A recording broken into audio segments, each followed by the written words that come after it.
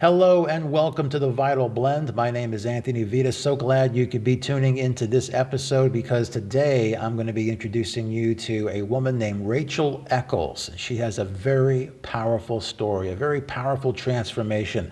She lost nearly 100 pounds on a whole food, plant-based lifestyle. But as she'll tell you, it wasn't just a number on a scale that she was looking to reach, and it wasn't that easy. She had to overcome a lot of obstacles in order to get to where she is today.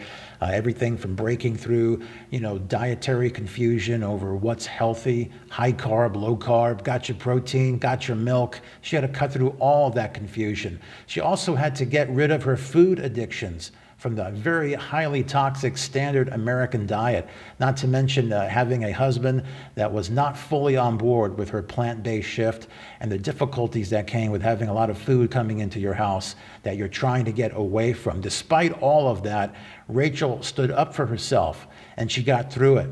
And not only is she a different person, but she's a better person than she was before. So without any further ado, let's meet Rachel. Rachel, thank you so much for joining the Vital Blend. Thanks for coming here. It's such a pleasure to finally get to talk to you. I know that you've been following the Vital Blend and we've talked a little bit here and there, but once I heard your incredible story, I knew that I had to talk to you eventually. And Thank you so much. It's a pleasure to be here. Sure. And what I want to do is I want you to tell your story, but first I want to try to find out what was life like for you before you went through all of these changes? And particularly, what was your relationship with food like? What did you think was healthy eating, or did you even think about food and disease? How was that? I thought about food a lot, actually. But I was raised on the standard American diet. I never really had any health problems or issues growing up, but we ate a lot of processed food. And a lot of that was influenced because my mom was poor growing up. And so she didn't have a lot of the, processed foods or microwave foods and all that sort of stuff. And so she thought that was something that you got when you could afford it or whatever. And so that's what we ate.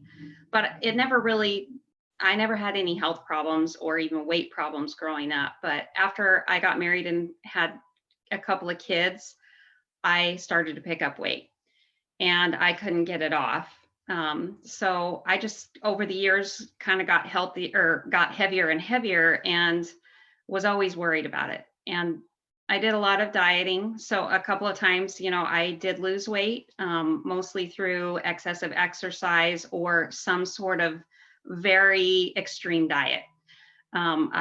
Several times I got the weight off, but I could never, ever keep it off. As a matter of fact, some of these unhealthy diets that I did, I got down pretty thin, but I couldn't even hold my weight there for a month. Wow. So it was always on my mind. But what I thought was eating healthy was kind of what we hear every day, the standard line. I would, substitute turkey for beef, eat poultry, white meat, chicken and turkey instead of beef, eat your low fat dairy products, but I never really even thought anything about butter or cheese really growing up or even trying to get healthy. A lot of my focus I felt like was on sugar. If I tried to get healthier or change something out, I'd try to, buy the pasta sauce that didn't have the sugar in it or whatever. I had no concept of oils or dairy or meat really in general being unhealthy. I just was like fish is better, chicken is better. And that's just the line that we're fed every day. And that's what I thought. I didn't have any solid teaching about nutrition or anything, just what I heard or read or whatever. So coincidentally, I think a big part of my story is that, like a lot of churches, my church has a health code that we follow, and we're really good at following parts of it. We don't drink coffee or tea or alcohol. Smoking is no. Any illicit drugs, no. There's all of that stuff that we don't do. That anything that's kind of addictive or whatever like that is no. But there's this whole other part to it that's eating fresh vegetables, lots of whole grains and fruits, and whole grains are the staff of life, and to eat meat sparingly. But I think members of my church are kind of caught up in the social context of all of us here in this country, and they don't even think anything of that. Like nobody ever really even talks about the eat meat sparingly part. So growing up, and especially as I got older and had weight problems and tried to figure out how to get it off, I always felt confused because there's this low carb craze where you eat meat like crazy and fat, and you lose weight. And people say eating, the whole grains and everything makes you gain weight. And there's the wheat belly and all that stuff that you hear. So I was really confused. I really believed in, eating fruits, vegetables, and whole grains and beans because everybody knows that stuff is healthy. But there's this message out there that how do you manage your weight or whatever, doing that? It seems like the opposite of what you should be doing. So I had these questions for years. And at the age of 40, I started pharmacy school as an older student. And I was already overweight when I started. Like I say, I dieted but couldn't keep the weight off. And during pharmacy school, the late nights, the stress, them eating us poor food at school, sitting in class all day, coming home and sitting all night, and being sleep deprived and completely stressed out. I was also working a job and had two teenagers in the house, just total stress. I gained another 35 pounds in pharmacy school. And when I graduated, I was my heaviest ever. So my BMI was 37 or 38. My cholesterol was 260 and my LDL was 176, which is pretty scary. So that's what was going on with me. And I went and saw my doctor, and she just told me, we're going to have to put you on a statin. You know all about statins because you're a pharmacist. But, she's like, I'll give you a chance to try to fix this first, but, we got to do something about this and your weight. So bless that doctor. She's the only whole food plant-based doctor that I had ever, and I didn't even know what whole food plant-based was. But she gave me some paperwork and some stuff to read and research and gave me advice that no doctor had ever given me before. And that was to eat more whole grains, fruits, vegetables, and beans, and try to reduce or eliminate eggs, cheese, all meat, including fish and chicken, and to keep oils minimal or eliminate them. And I had never heard anybody say that to me before. And so she sent me home with these papers, and one of them was watch the movie Forks Over Knives. One was to read the China study. So after that was in October, after a couple of months, January came, and I had been kind of settled in my new job. I had graduated, and I felt like it was time for me to tackle this issue. And I got those papers out she sent me home with and watched the movie Forks Over Knives. And that's really what started me down the path. Wow. What do you think it was about that particular film? Because I've heard so many people say that was the catalyst. I mean, some of them, it's like the beginning of trying to make these small little changes. And for some, they get up and they clean out the cupboards and they're just ready to go. And so what was it that clicked inside of you that really made sense? Well, I had these seeds, planted a long time ago. And just to let you know, at some point I had decided to stop dieting because I couldn't keep the weight off.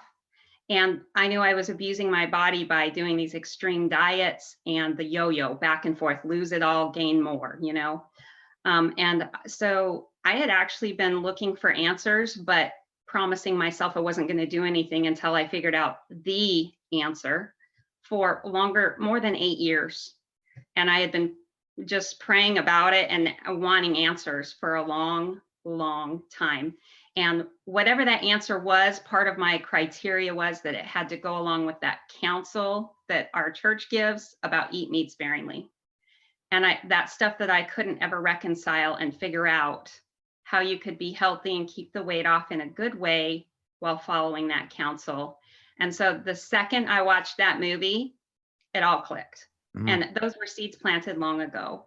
And a desire to be healthy and do it the right way And having given up on weight loss, or, for 8 years, longer than 8 years, and just waiting for the answer, I knew the answer when I saw it. I recognized it.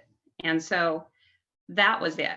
I was like, aha, it was that aha moment. Yeah. And so I felt like I had waited so long, and the answer was just handed to me, in my lap.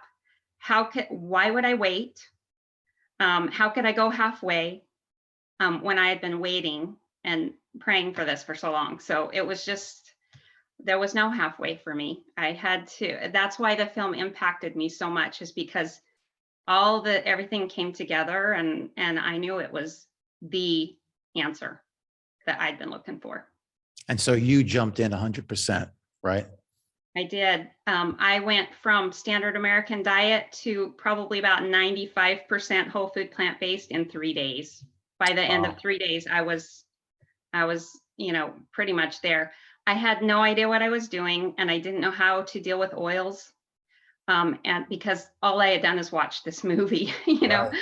I didn't know anything else. I didn't know how to implement it. I didn't know what the rules were really, or anything. I knew I had to do it and had to start now with what I did know. And so I just jumped in. So the 5% was like the oils and stuff. I had no idea how to deal with that. But I just jumped in. I started that night by leaving the meat off my plate. We had pork chops and some side dishes, and I just ate the side dishes and made sure that my husband could put the butter or whatever he wanted on his after it was served. But yeah, so that's when I started. I just jumped in. And every day after that, I was reading and studying and pulling out those papers my doctor gave me with all those resources, and just, grabbing them as fast as I could to read and study and learn as I tried. So, All right. That sounds like a lot that you took on. The oil is not like an amateur thing. A lot of times people need a little bit of help, how they can do it with water, or maybe like the vegetable broth, and you just jumped right in. And when you did start to make meals, when it wasn't a matter of just, well, I'm not going to have the meat, what kind of things were you starting to make that you found satisfied your taste buds and that filled you up? And because the other thing that I want to talk about is when you go from that standard American diet that's very toxic and addictive, it's not easy. It's almost like you're on a drug, and your brain still wants it, and it will remind you that it's not coming in. And so I want to talk about that, but also what were you starting to really eat when you had to think about, all right, I have to have, all these meals. yeah. So I'll just say that it was, even thinking back about it, I wonder how I got through it. Yeah. It was very, very difficult. And, part of my history is emotional eating, addiction to sugar, overeating, just toxic hunger and food addictions are my past. And they are part of my family, actually. Everyone in my family has these problems. And it's not just my siblings and my parents, but it's my aunts and uncles and stuff. I mean, pretty much nobody in my family is a normal weight. And we have diabetes just rampant in my family, rampant. And that had been a health concern of mine over the years too, as I figured it's your weight, your age, and your genes. That's all that goes into diabetes, Right. And I thought, well, I'm not controlling my weight very well, and I can't control my age, and my genes are set in stone. So I'm hopelessly lost. I'm going to Right. get diabetes sooner or later. And both of my siblings got diabetes in their 20s, type 2. How it is I survived to, by the way, this change happened at age 46 for me. It's been Wow. 3 years. How in the world I survived to age 46 without diabetes, especially with my weight issues, I have no idea. My husband thinks I hit the genetic lottery, but I don't think so. I think it was actually my little efforts over the years to just try to be healthier. Do you know what I mean? But Right. anyway, so the food addictions were very, very strong and very hard. And I think what got me through that is the conviction that I had. I was 100% sure that this was the answer for me, and there was no going back. So I ate a lot of food is basically what I did. I didn't put any limits on portion sizes or what type of plant food. I just stayed away from all the animal products and oil, tried to stay away from oil at first. So I was eating a lot of oatmeal. If I got hungry in the middle of the day and there wasn't anything made, well, I had a bowl of oatmeal, berries and almond milk on it, and cinnamon. I had whole grain, bread that didn't have any eggs or oil or anything in it, that I ate, and I would just put applesauce on top, just have some toast. And I do eat honey, so sometimes I would just put honey on it or whatever. But I was in survival mode, So I think for a long time dinners were, I just kept, my husband wasn't exactly thrilled about this, so I was just making the same things we always ate, and I would just alter mine or leave stuff out of mine. And that's how we handled dinners for a long time. But there's a lot of dinners you can make several ways, and so we did that, or we just ate whatever was normal for us, but I would just leave stuff out. And again, if I got hungry, I had some oatmeal or a piece of toast, or I ate a lot of pasta the first few months, and potatoes, a lot of baked Right. potatoes. The stuff that really satiates you, because I was starving. I mean, I Yeah. was really hungry, Right. and I had the withdrawal stuff going on at the same time. So, sometimes I don't say often enough to people how hard it was. It was not an easy thing for me. It was Right. very hard, but the conviction really carried me through. Yeah. So How did you feel your taste buds change? Like, could you sense that you were starting to really taste fruits and vegetables and spices more than you did before? Did that ever come into your mind that I'm really tasting this food now? I don't think it did at first. I was just focusing on staying there, but like the weight loss started to happen right away, even though I was eating a lot, and so that encouraged me. I don't think I realized until after it was over that my taste buds had changed. You know what I mean? Mhm. I think it got a lot easier after the first 30 days. And that's probably when the taste buds started to change. But I've always liked, honestly, I'm not a very picky eater, which is probably part of my problem growing up. But like, I've always liked potatoes and pasta and all sorts of vegetables.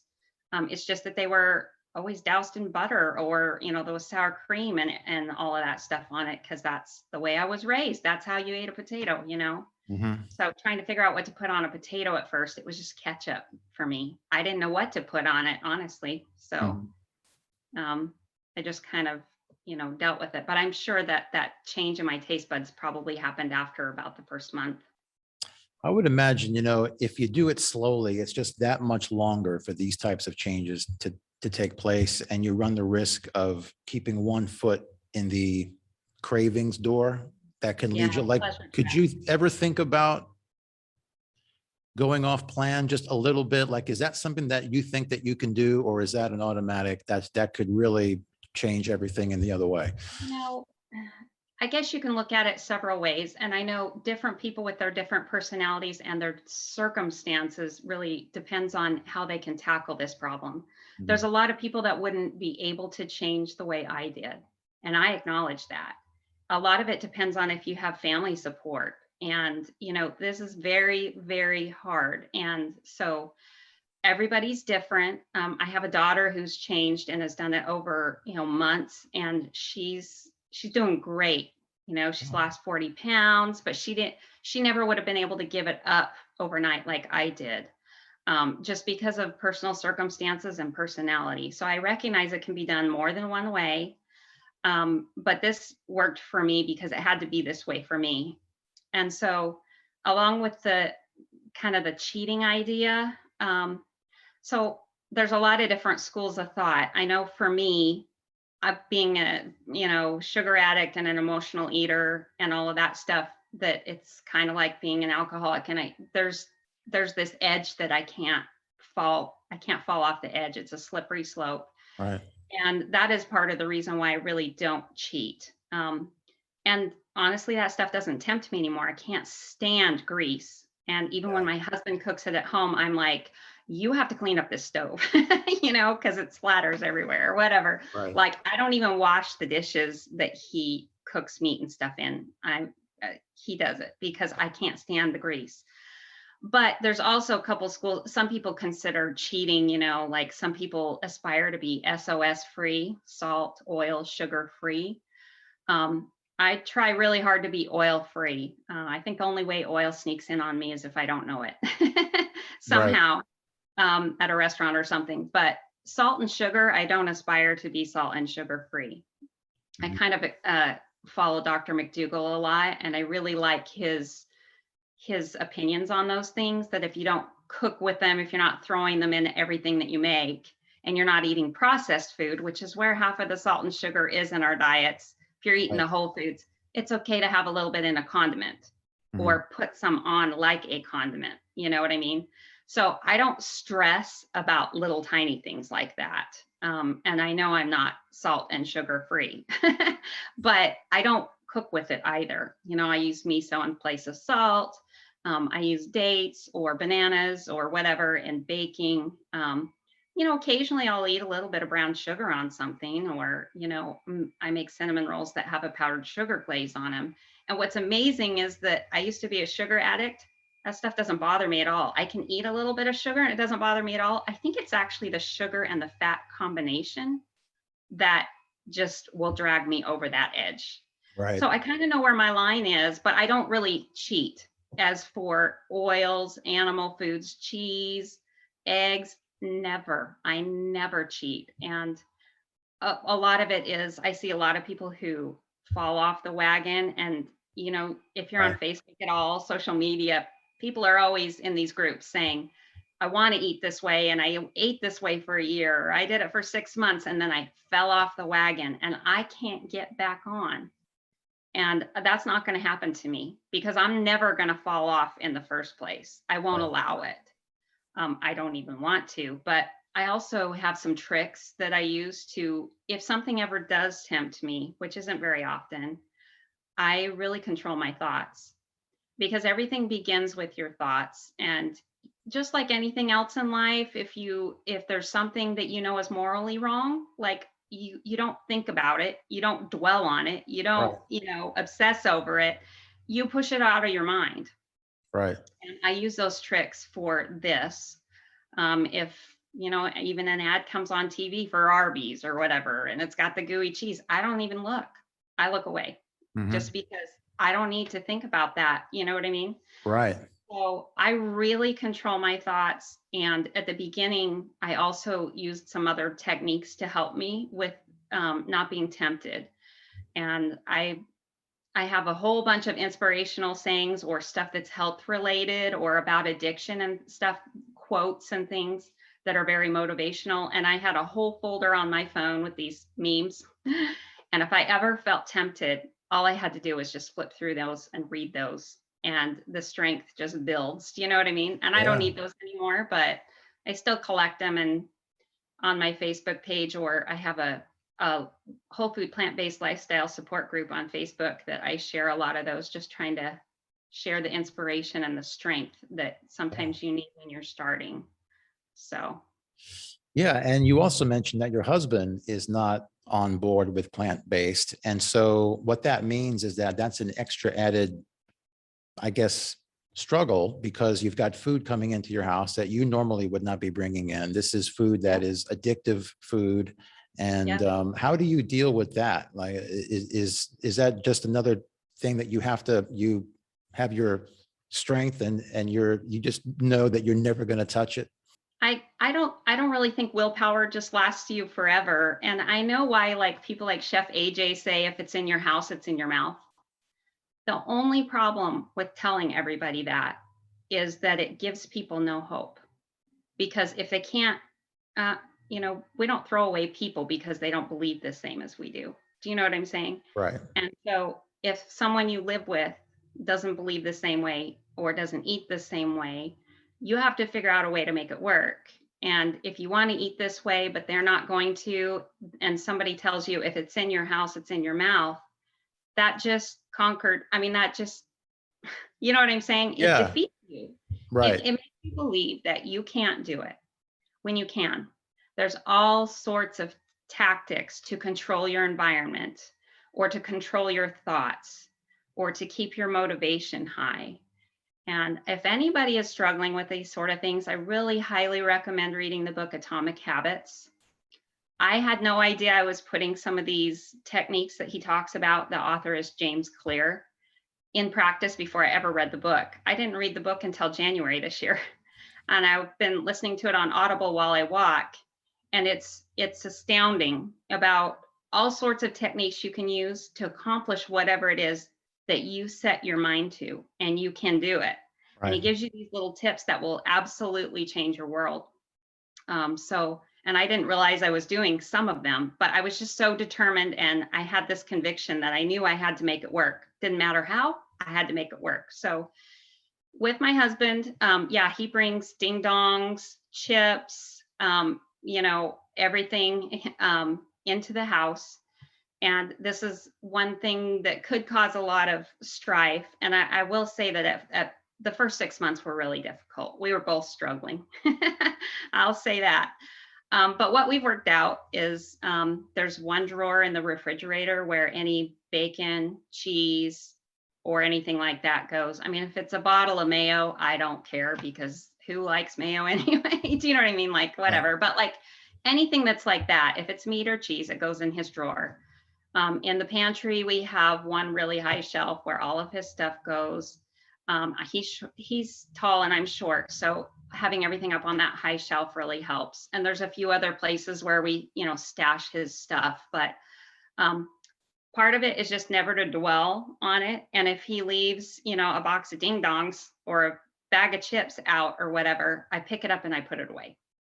And it's just really important not to feel like someone else is controlling you or influencing you, and to be angry. You just absolutely can't live that way. For me, it's self-care, and I'm the one that's in charge of my self-care, and it's my responsibility to put it up and away. And I don't hold a grudge. I don't feel bad about putting it away, and I don't get angry at him, because he he just doesn't get that part, and it's not his fault. He does support me, but he doesn't understand that other part of it. But anyway, so to me it's kind of an act of service to him to put it away without being angry. Mhm. And I never, just like if an ad comes on TV that's got the foods I used to be addicted to, I don't look at it. I don't look at his snacks either. I put them away. And so, if I need to eat something, even if I'm not hungry, fine, go eat something. Have an apple or, whatever. I've got my snacks. I keep some whole food plant-based baked treats that I've made myself. I know what's in them, in the freezer. And you can pull them out and let them sit on the counter. They're ready in 15 minutes, or you know what I mean? Like, Right. there's always something to eat. And Mhm. so I just know from my previous addictions and seeing people fall off the wagon that I'm not going to let it happen to me.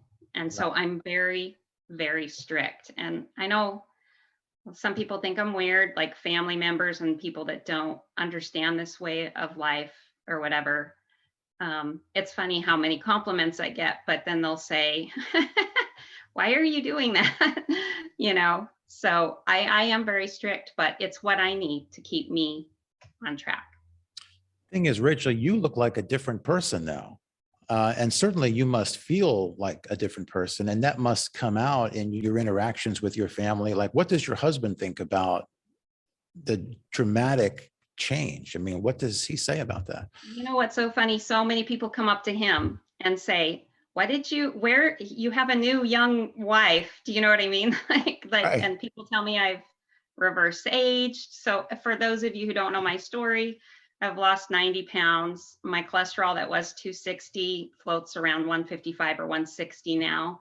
I wish I could get that lower. And I exercise every day, cardio and strength training 5 days a week.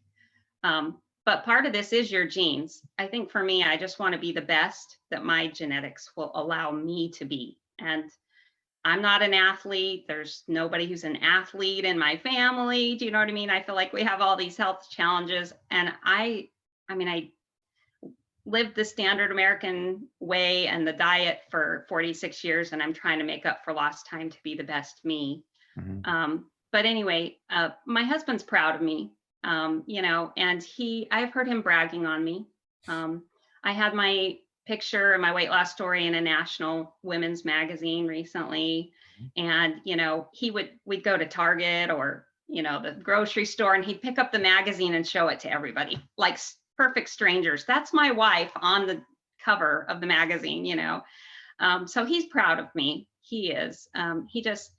I think he just doesn't, he's not ready. And I don't think Right. he'll ever be ready, which is fine.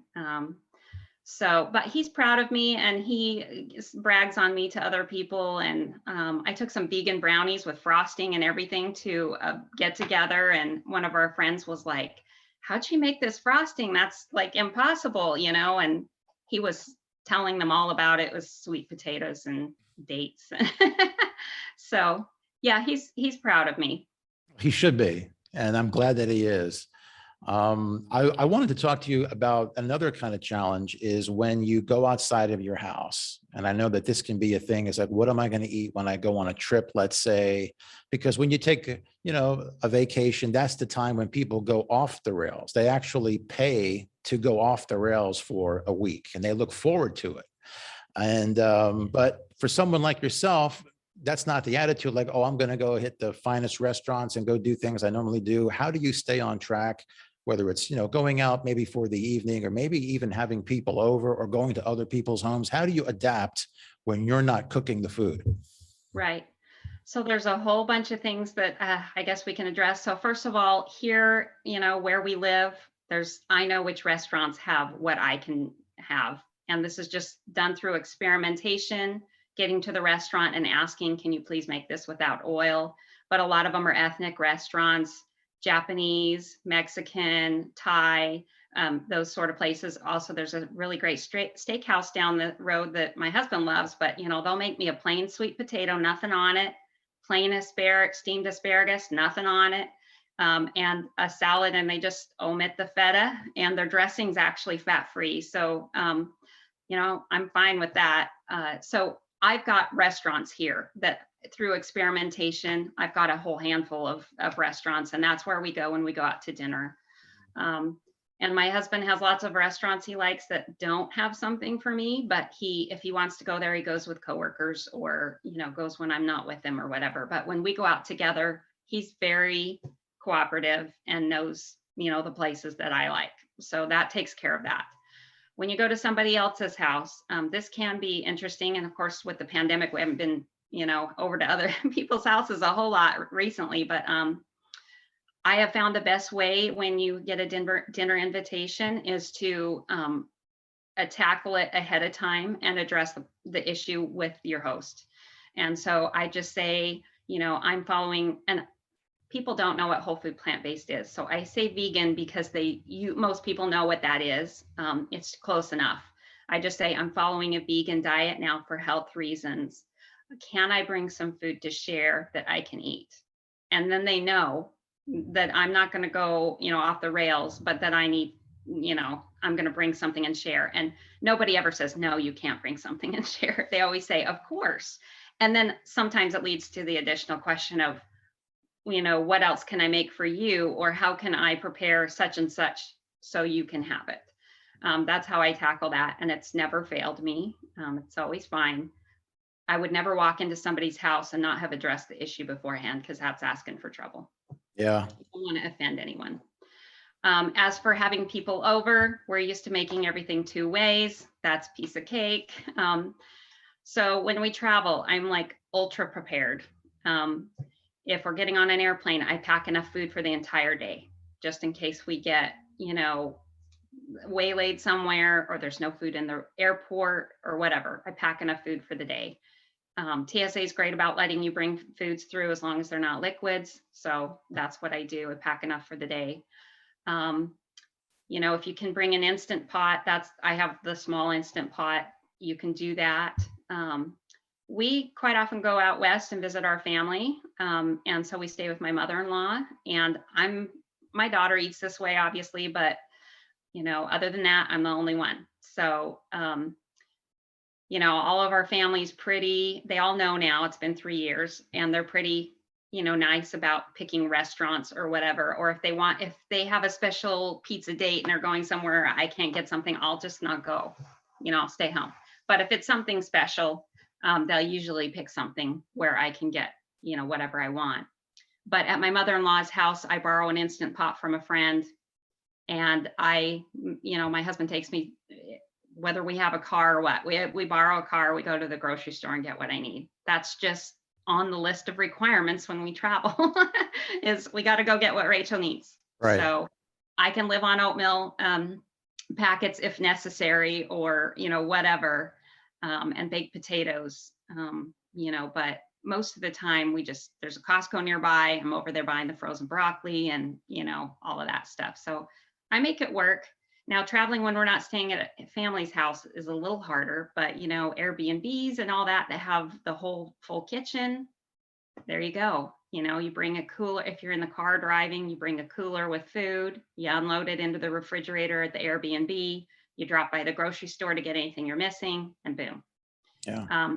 Restaurants, if you don't know, the restaurants in the area can be a little tricky, but I can usually figure something out, even if it's not enough to fill me up, and then I'll just eat when we get back to the hotel or whatever. So I always make it work. Yeah, it sounds to me, Rachel, like there is no excuse. Like you've got everything covered. Like because a lot of people, they will go to someone else's house and to be nice, like I don't want to. I'll have some cheese and I'll have something, but that's not going to work for you. And I love how you stand up for yourself, and I think that's what this really is. You know what is best because you know where you have been, right? Yeah. And so it. Nobody is going to stand up for you but you. Even the people closest to you won't stand up for you like you need them to, like you can. And it is 100% your own responsibility to take care of it. Yeah. Also, that stuff doesn't tempt me anymore. Like I actually visualize it as doing things to my body. Do you know what I'm saying? Yeah. Just you would never ever pour shortening or oil down your kitchen drain, and I know if it's doing that to those tubes, what's it doing to mine, to my arteries. And it really helps to envision that when you see a food that you shouldn't eat, to think about what it's doing. Plus, I have the advantage at this point of knowing what I felt like at 90 pounds heavier, Yeah. what I felt like, what I looked like at 90 pounds heavier, and how I look and how I feel now. Right. And it's not all about looks either. It's about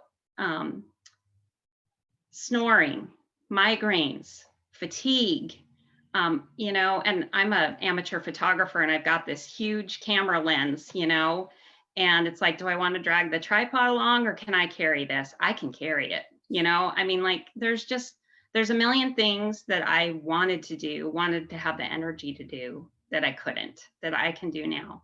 And all you got to do is think about one or two of those reasons when you're tempted, and it puts it all in perspective. So I'm never going back. I'm not even going to step close to the edge. I just won't. Right. I'm a different person and I feel better and I'm happier.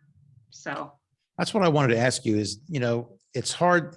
It's not just, some numbers on a scale, or I got my cholesterol down to a certain number. There's so much more to it that we don't think about going in, and that how your life is going to change once you get these things handled, and the opportunities that will come to you that would not have come before. Can you talk a little bit about how your life has changed? What opportunities have come your way? What are you doing now that you would have never thought that you could not have done before, that now you enjoy doing, that really gives you happiness? This is the craziest thing, but the first thing that pops into my head is exercise. I mean, like I say, nobody in my family is an athlete. I have never been an athlete. Even when I was thin and in middle school or high school, I was never an athlete. I've never liked exercise. Who wants to get all hot and sweaty? But I've been doing it, daily pretty much since I started this. Now, when I began, I was really heavy and exercise was hard. And so I started with a walk around the block. Good old Dr. McDougall says, get out and walk around the block. And that's what I did. 30 minutes, and I drug my husband with me every single day, 30-minute walk. He's walked with me a lot. And even though I can run and I can jog, and sometimes I feel like it a little bit, it's not what I really enjoy. At the end of the day, I love taking a walk.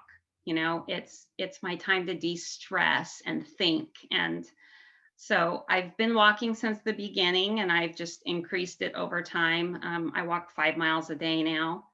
And sometimes I do some jogging or whatever else in there, but the walk is, and I love it because sometimes I think I should be doing more. There's people out there running marathons or whatever, but I'm like, but I like my walk. I can run. To me, it's about showing up. You show up for what's important for you, and the walk is important. But also, about a year in, I started doing strength training. I knew I had to. I just had to. And so I started doing that. And I've never been a person to go to the gym either. I'm just, I'm kind of a homebody. I like being at home. And so I work out at home. Mhm. So in the morning, I get up, and before I even leave my room, I'm doing weight training and strength training. I use YouTube videos, and I combine, 3 or 4 different 5 or 10 minute videos, and I do all sorts of stuff. So honestly, I never thought I'd like exercise, but I don't miss a day. I just don't. I mean, even when I don't feel like it, I'm showing up. Maybe I won't do it as hard today, but I'm showing up. So Mhm. that's really changed for me. And just as someone who's never been an athlete or considered themselves to be able to do anything, last year I worked up to doing a 10-minute plank. And, I can do men's style push-ups now. I'm up to 25, which is saying something for me. And I just need to find some bars so I can go try to do pull-ups. So that's changed. As for opportunities, just a lot of people contacting me, wanting, I don't know, help, support, or whatever. I work full time and I'm super busy and I can't help everybody. So I started a support group on Facebook just to help people, try to stay the course or whatever, just if they can learn something. I can't help everyone, but I get a lot of requests. I'm getting a lot of requests for interviews.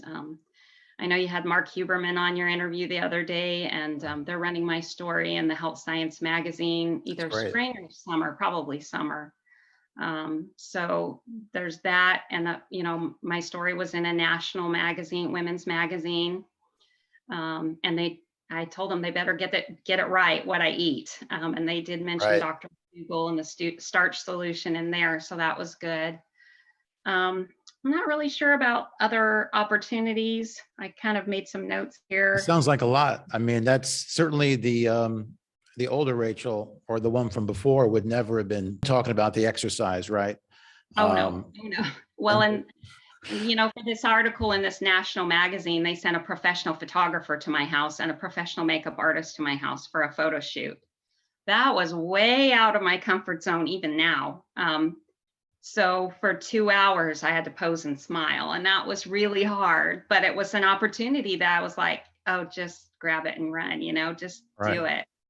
it. But a couple of other things I came up with is, I mean, sometimes I wonder why more people don't take advantage of something like this. And that's a little bit frustrating to me.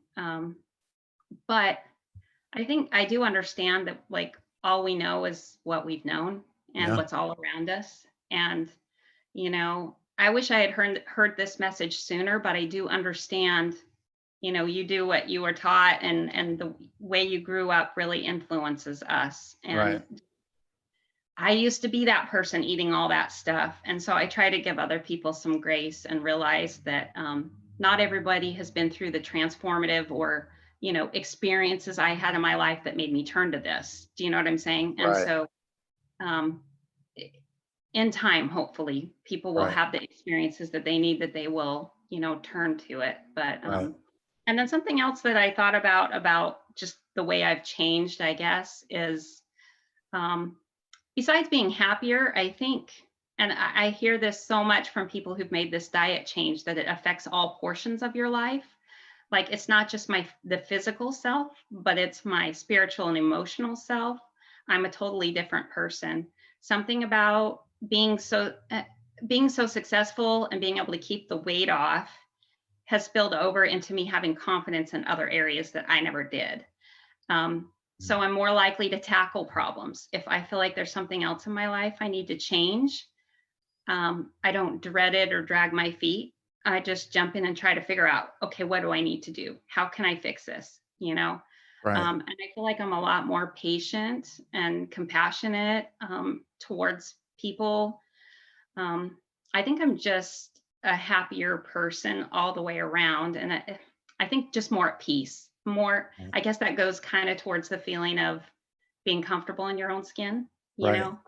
And I feel like most of my life I've been plagued with self-doubt and it doesn't magically go away, but I have a lot more confidence now to tackle whatever it is that I want. Wow. Um, yeah, I think I'm just a different person all the way around. Wow, that really is amazing to hear, and your story is such an inspirational one in so many ways. And before I wrap up, I just want to ask you this one last thing. You are a pharmacist, right? Hmm. So I assume that you see a lot of things now, maybe differently than you did before. That you see a lot of people maybe that are going down a wrong path, right? Is that something that you're Yeah. seeing? Oh, definitely. I specialize in geriatric pharmacy. And so, yeah, every day I see people sick, and I don't actually like treat patients in person. I mostly Right. do chart reviews and look at their medical records and recommend ways where we can improve their medical therapies. And it is a little frustrating to not have any control over that when there's this tiny little secret sitting over here in the corner that could improve so many of these problems. We know that a whole food plant-based diet can't fix everything, but it makes almost everything better. And it fixes a lot of stuff. And Right. so, yeah, it is frustrating to see so many people suffering from things that could have been, reversed, might even still be able to be reversed even in their old age.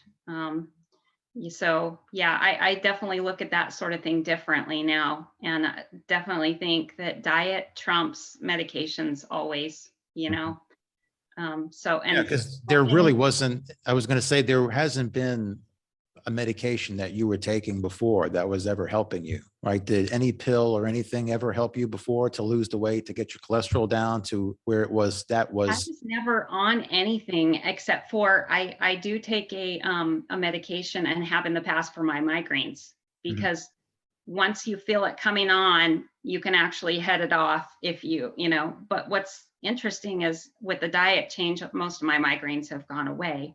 I Right. still get one occasionally, and it's interesting because if I fast too long or if I go too long without food, I'll feel fine, but then when I eat, one will come on. Like not everything gets fixed 100%, but I don't get them. I was getting them 3 times a week, and Wow. sometimes in the past, I don't really get them much anymore unless something triggers it. Right. Um, but yeah, I was never really on any medications. My doctor was, one of the ones who recommends lifestyle changes first and really encourages you and lets you try that before she ever adds medications. Mhm. So yeah, there's really not. And I think one thing I see a lot working with the elderly too is that when they get so many medications on board, the doctor is adding more medications to stave off the side effects of the ones they already have. Yeah. And they just get overloaded with so many medications. And, once the doctor adds a medication, it's really hard to get them off of it because, they're not looking at it anymore. Do you know what I'm saying? Like, and Yeah. that's one thing I look for is stuff that we can get the patients off their medications if it's stuff they don't need. But yeah, it really does open your eyes Yeah. to. Because it's like a vicious kind of cycle, and you Mhm, can see that people, they don't have a way out. I'm so yeah, glad that you found a way out. And yeah. you had a doctor that was, I mean, amazingly recommended a whole food plant-based diet. Not everybody's got that kind of doctor, but I somebody still turned you don't. on to it. I don't. She left the practice as she got a new job elsewhere, and so I don't have her anymore. And Mhm. my new doctor is not. She doesn't know anything about a plant-based diet. And when I first asked her, when I first saw her and told her about my diet, and she saw my chart, she saw my cholesterol, she saw my weight, and I asked her if she could support me in my diet. And she said, "Oh yeah, I'm pretty open-minded. I can support you if you don't have any nutritional deficiencies." And I just thought, "Oh, brother." So I haven't Never said that before when you were eating I know. garbage. When I was eating hot dogs and hamburgers, nobody cared. Yeah. So if I could find somebody else, I'd change in a heartbeat. But there's a whole bunch of us here in Cincinnati looking for a doctor who's whole food plant based, and there isn't any. I mean, word would spread like wildfire if there was Right. one, but there isn't one. So Well, you shouldn't really need them a whole lot, not as much as you maybe well, did before, maybe just to check some numbers and once make a sure year for everything. labs. Yeah. Yep. Check my vitamin D, my B12, and my cholesterol. I That's think it. that's the best thing that we can do, is to try to keep the doctors and the medical side out of our lives as much as possible. Yeah. Just because it can be a real slippery slope. I know a lot of people that they almost, it seems like they live their life appointment by appointment, going to this doctor and that doctor. And it's just, you kind of wonder, it's like if they could just change their food, they could change their life just the way that Yeah. you did. And Yeah. But the problem really is that it's addictive. The yeah, whole standard American diet is completely addictive. It's the yes, pleasure trap. And unless you have some real conviction or reason to change, like a health scare, it's difficult and people don't have the desire. You kind of have to have the desire first, and what's going to cause that desire. I don't know what the answer to that is other than a health scare.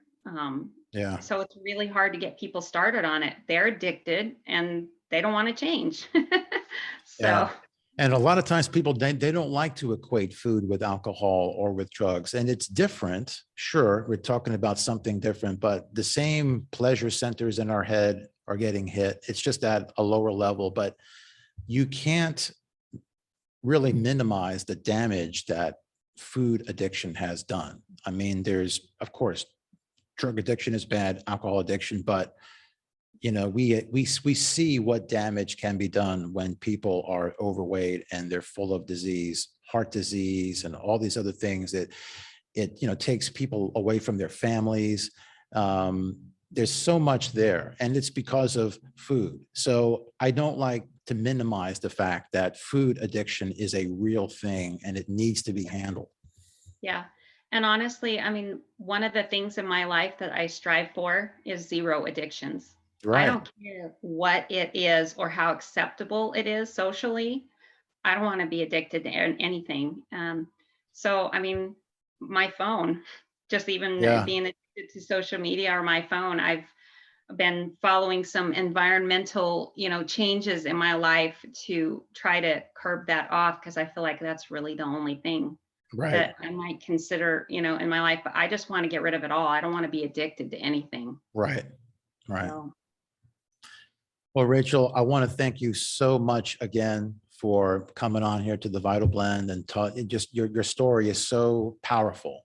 And I hope that it helps to inspire someone else to know that they can make a change. It's not impossible. Is yeah. there any final words that you want to say? I would just say believe in yourself. And I mean, you don't have to do it the same way I did to be successful. I really think if you have a desire and keep working on it, that you'll figure it out. But just don't let, those bad thoughts in your head or whatever say that you can't do it, because I honestly believe if I can do it, anybody can. I just feel like I was the last person on the earth to be able to do something like this, and you can do it. Just keep trying, find people to support you, and you'll figure it out. Rachel, thank you. Yeah, thanks for having me. I appreciate it. Sure. Well, I certainly hope that you enjoyed my interview with Rachel as much as I did. It was such an eye-opener. You get to see all the different facets to adopting a whole food, plant-based lifestyle, all that she had to go through. As a matter of fact, I'm going to drop a couple of links for Rachel below. One is to her Facebook support group, and also to a photo album that she has over on Facebook filled with photos of a lot of great meals and dishes that she is making, and lots of great words of inspiration that you may find helpful. You know, the reason why I feature stories like hers here and also on Facebook is because I want to show everybody what is possible when you change your food, when you adopt a whole food, plant-based lifestyle. It is never too late. And as Rachel made clear, it wasn't easy. You know, some people, it is easy. They'll tell you that it was one of the easiest things that they had to do, but not everybody can say that. It wasn't easy for myself either. I also did it by myself. And I also want you to know that you're not alone, okay? Part of what I do is helping people one-on-one. So if that's something that interests you, reach out to me, get on my calendar.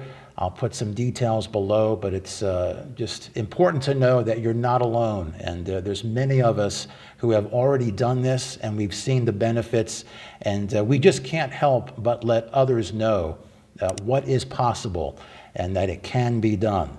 So until next time, I want you to take care of yourself and eat more plants, all right? More interviews are coming your way. Join me on Facebook. I'll throw the link up for that too. Follow me there, and I'll see you next time, all right?